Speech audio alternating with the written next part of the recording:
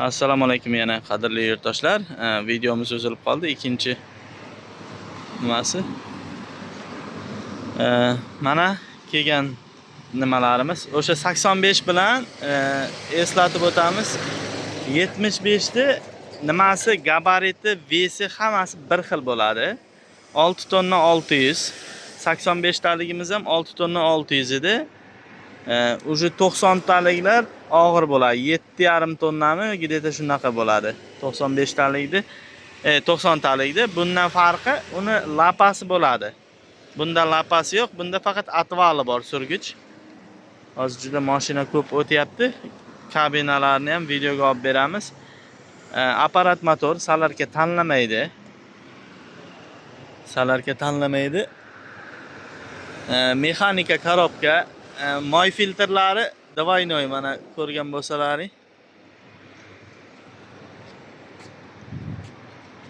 Двойной degan mana ustida anaqa maslahasi ham bor. Mana tagida kim tushunsa moy qo'yiladi. Hozir ochib ko'ramiz.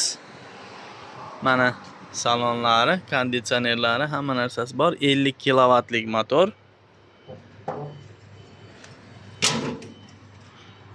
Hozir salonini ham ko'rsatamiz. Mana bunda blokirovkalari bo'ladi, tushib ketmasligi uchun mana bunaqangi. Trancheyni kovsh, adapter, o'zini kovshasi komplektida. Qolgan narsalar kerak bo'lsa ham topib beramiz, faqat alohida hisoblanadi.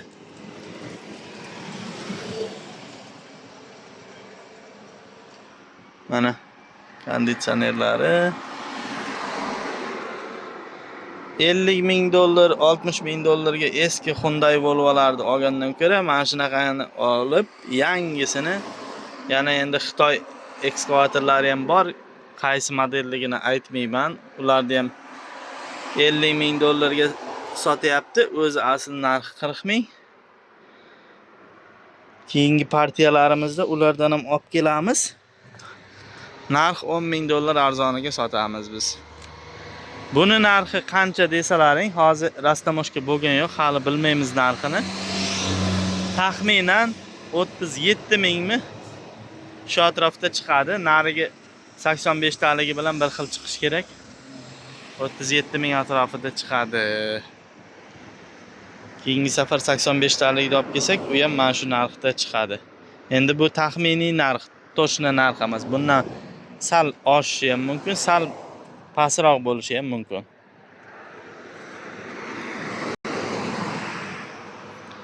Kelaverasizlar. O'zi kam kelgan, 6 ta dona kelgan. Yana ikkita kattasi ham bor. 130 taligi ham bor. Ular ham kelyapti. Endi uni bittasi sotildi, bitta qoldi undan. Nima qilaverasizlar? Charchamanglar, sog' bo'linglar, salomat bo'linglar.